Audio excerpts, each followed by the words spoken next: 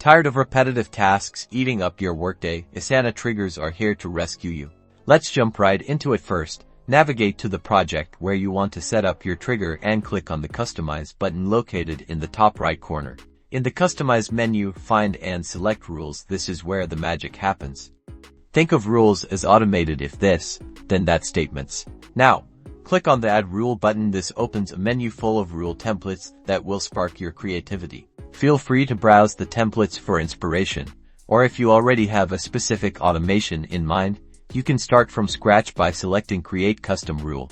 We'll choose Create Custom Rule to build our trigger from the ground up for this demonstration.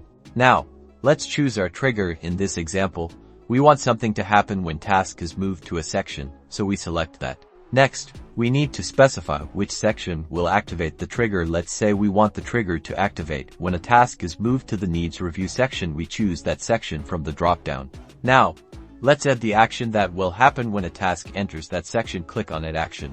From the list of available actions, choose Assign Task, because we want to automatically assign tasks that need to be reviewed. Select the person you want to assign the task to from the drop-down menu. In this case, we'll assign the task to the reviewer. Give your rule a descriptive name, like Assign Review Task. Finally, make sure the toggle in the top right corner is set to On to activate the rule, and that's it.